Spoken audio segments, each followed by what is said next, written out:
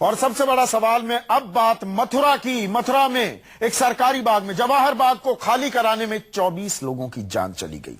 BJP ने आरोप लगाया कि सत्ताधारी दल के संरक्षण की वजह से ही पार्क पर कब्जा हुआ था। आज खुलासा हुआ है कि जब डीएम ने पार्क खाली कराने की कोशिश की तो उन्हें पर्याप्त पुलिस फोर्स ही मुहैया नहीं कराई गई थी। आपको बता दें कि डीएम ने कोर्ट में यह बयान पार्क खाली कराने के लिए दायर की गई पीआईएल पर सुनवाई के दौरान दिया। तो डीएम का गंभीर आरोप, जब वो पार्क खाली कराने गए, कब्जाधारियों को यहां से खदेड़ने के लिए गए, तो पर्याप्त पुलिस बल ही नहीं मिला। अब किसके कहने पर ऐसा हुआ? कौन शय दे रहा था इन कब्जाधारियों को? ये एक नया ट्विस्ट है और ये बहुत ही गंभीर बयान दिया है आगरा के डीएम ने कोर्ट में। 24 लोगों की जान चली गई, एक एसपी, एक एसएचओ शहीद हो गए, 22 मासूम मारे गए।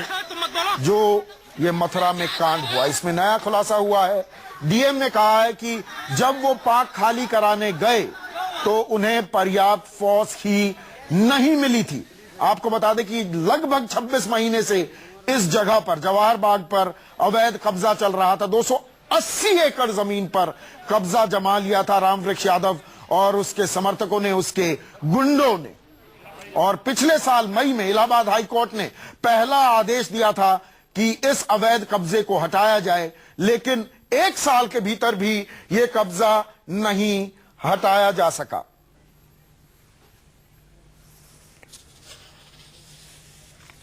और मेरे साथ मेरे सहयोगी प्रशांत गुप्ता जुड़ चुके हैं और साथ में जो आपके मॉनिटर के दाहिनी ओर हम दिखा रहे हैं, ये वो बयान है डीएम का जिसमें वो कह रहे हैं, कोर्ट में कह रहे हैं, पीआईएल की सुनवाई के दौरान बता रहे हैं कि हमें तो पर्याप्त फोर्स ही नहीं मिली। इससे ज्यादा हैरत अंगेज बात क्या हो सकती है प्रशांत?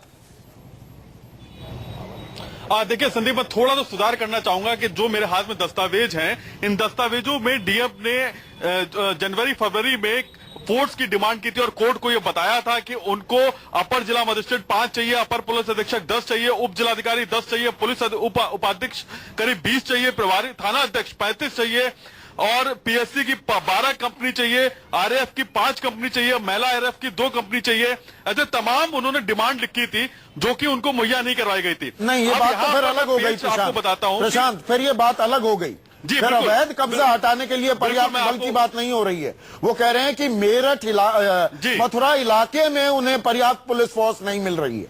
वो ये बात कह रहे हैं। कब्जा हटाने की बात तो अलग हो गई ना फिर। जी नहीं, बिल्कुल। मैं आपको थोड़ा तो सुधार करना चाहूंगा यहाँ पर कि कोर्ट में ये जो जवाब दिया गया था, ये करीब 2-3 महीने पहले का है। अब जो डीजीपी का बयान आया था प्रेस कॉन्फ्रेंस इस घटना के बाद, उन्होंने कहा था कि फोर्स को 3 दिन के बाद यहाँ पे कार्रवाई करनी थी। मॉक ड्रिल के लिए गए थे।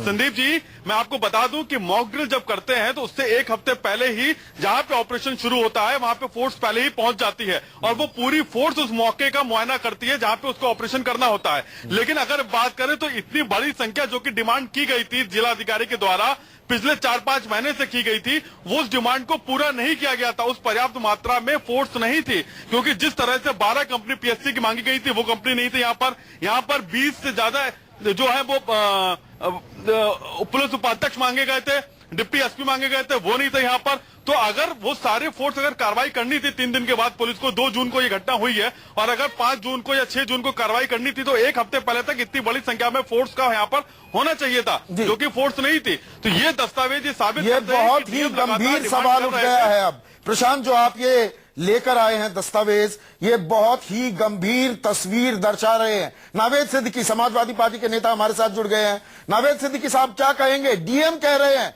मेरे पास पर्याप्त पुलिस बल नहीं है। क्यों नहीं मुहैया कराए गए उन्हें पर्याप्त पुलिस बल?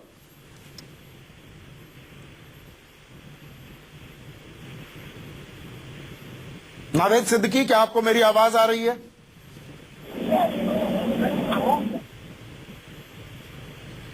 लगता है फोन लाइन में कुछ दिक्कत है। और क्या कुछ जानकारी मिल पाई आपको प्रशांत? अभी मैं नावेद सिद्दीकी से बात करता हूं। देखिए ये जी बिल्कुल संदीप, मैं देखिए बता रहा हूँ, ये जो डॉक्यूमेंट्स हैं कोर्ट में सबमिट किए गए हैं, ये करीब 3-4 महीने पहले डॉक्यूमेंट सबमिट किए गए हैं। इतनी बड़ी संख्या में फोर्स मांगी गई थी, जिसमें जो डीएसपी की संख्या थी वो लगभग 20 के करीब थी, थाना अध्यक्ष 35 मांगे गए थे, उप निरीक्षक 150 मांगे गए थे, सब इंस्पेक्टर, महिला लेडीज सब इंस्पेक्टर 15 मांगी गई थी, जो कांस्टेबल्स होते हैं वो 1800 मांगे गए थे, महिला कांस्टेबल 200 मांगी गई थी, पीएससी की 12 कंपनी मांगी गई थी, आरएएफ की 5 कंपनी, महिला आरएएफ की 2 कंपनी, फायर टेंडर की 10 गाड़ियां मांगी गई थी। लेकिन अगर बात करें तो इतनी बड़ी संख्या में उस दिन मॉक ड्रिल के समय में पुलिस फोर्स नहीं थी, पर अगर पुलिस को 3 दिन के बाद कार्रवाई करनी थी तो इतनी बड़ी संख्या में पुलिस फोर्स को पहले आ जाना चाहिए था। और ये ऐसा क्यों हो रहा था, इसकी तह में हम जाएंगे। हमारे साथ विजय बहादुर पाठक जुड़ चुके हैं। मैं अभी आ रहा हूं प्रशांत आपके पास, बीजेपी के नेता विजय बहादुर पाठक। पाठक साहब, अब मेरे संवाददाता ये खबर लेकर आए हैं, डीएम खुद अदालत में कह रहे हैं अरे भैया पर्याप्त फोर्स तो मुहैया करा दो, वहां फोर्स ही नहीं थी पर्याप्त। आपके संवाददाता ने जो खुलासा किया है और आपके जो चैनल ने खुलासा किया उसके लिए आपको धन्यवाद। यह सच है कि इस पूरे मामले में मथुरा में जो कुछ हुआ उसको उच्च स्तर पर राजनीतिक संरक्षण था और राजनीतिक हीरा हवाले के कारण ही नहीं, इसमें आप सीधा देखिए, नहीं विजय बहादुर पाठक साहब, ये घुमा फिराकर आरोप मत लगाइए। संरक्षण किसका था? डीएम अगर ये कहते हैं कि मुझे पर्याप्त पुलिस फोर्स मुहैया नहीं कराई जा रही तो कौन कर रहा था ये? तो आखिर वो फिर इसीलिए सवाल उठा कि आखिर वो कौन सी शक्तियां थी जो जिला अधिकारी की इस बेबसी के पीछे थी? सत्ता के वो कौन लोग थे? और इसीलिए पार्टी के अध्यक्ष ने आज ये कहा है कि शिवपाल यादव जी को बर्खास्त किया जाना चाहिए। उन पर जो है तो आप ये आरोप लगा रहे हैं शिवपाल यादव की शय पर ये कब्जा हुआ था, वहां पर सीधा आरोप लगा रहे हैं। एकदम देखिए, आपके संवाददाता खुद उन कागजों को रख रहे हैं, उन तथ्यों को रख रहे हैं जिन कागज और तथ्यों से स्पष्ट है कि कोई न कोई ऐसी शक्ति जरूर थी जो इस पूरे काम में बाधा थी। आखिर वो कौन लोग थे, कौन बाधा थी? सरकार समाजवादी पार्टी की है और सत्ता में बिना उच्च संरक्षण के यह संभव नहीं था। तो अगर बिना उच्च संरक्षण के यह संभव नहीं था तो फिर ये इन शक की सुई उन सारी चीजों पर होती है। और अब जाके अभी आपके यहाँ पट्टी चल रही है कि यूपी के डीजीपी ने कहा कि रामवृक्ष यादव की मौत हो गई है। मुझे ध्यान है कि कल भी वो कह रहे थे अगर वो जिंदा होगा तो पकड़ा जाएगा। इस कल 1 बजे की प्रेस कॉन्फ्रेंस में और आज शाम 7:30 बजे में कितनी देर हो गई आप समझिए, यह बात कहने में कहाने में। तो कहीं न कहीं राज्य का जो प्रशासनिक अमला है वो राजनीतिक इशारों पर ही राजनीतिक इशारों पर ही हो रहा था। विजय बहादुर पाठक आप बने रहिए। प्रशांत, खबर ये भी है और बहुतेरे लोग अब ये कहने लगे हैं कि ये दरअसल मथुरा में जो कुछ हुआ वहां पर डीएम बनाम एसएसपी भी एक जंग चल रही थी। एसएसपी को शय मिली हुई थी एक नेता की तरफ से, डीएम को शय मिली हुई दूसरे नेता की तरफ से। इस खेल में ये कब्जे का खेल हो रहा था। ये बात भी अब साफ होती है कि इस दस्तावेज जी बिल्कुल, देखिए इस दस्तावेजों में अगर आप बात करें तो उसमें साफ तौर पे बेचारगी नजर आ रही है कि प्रशासन बार बार बात करता है लेकिन उसको गालियां खाने को मिलती हैं। वहां पे कभी भी झगड़ा हो सकता है, वहां पे आपराधिक तत्व के लोग धीरे धीरे करके घेराबंदी कर रहे हैं, सरकारी जमीनों पर कब्जा हो रहा है। प्रशासन लगातार 3-4 महीने से ये बातें लिख रहा है। डीएम खुद कह रहे हैं कि मुझे फोर्स चाहिए वहां पर, और वो एफिडेविट दे रहे हैं कि मैंने इतनी फोर्स की डिमांड की है। लेकिन आफ्टर ऑल द रिजल्ट है क्या? 0। भाई उतनी फोर्स वहां पे पहुंचती नहीं है। एसपी सिटी के नेतृत्व में कुछ लोग वहां पे जाते हैं मॉक ड्रिल करने के लिए। डीजीपी उत्तर प्रदेश खुद कह रहे हैं कि उनको 3 दिन के बाद ऑपरेशन करना था।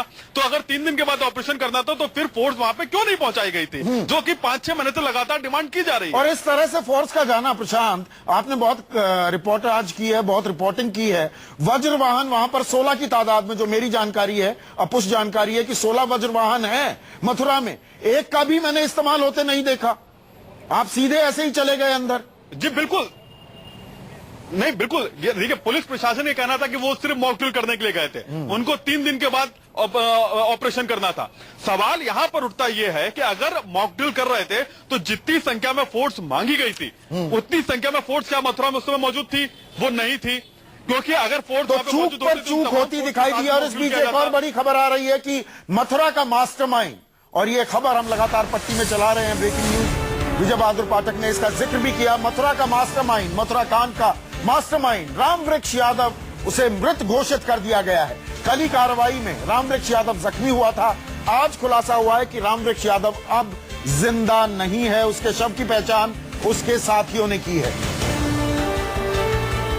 और मेरे साथ अशोक तिवारी जुड़ चुके हैं। अशोक, अब इस बात की पुष्टि कर दी है डीजीपी ने कि रामवृक्ष यादव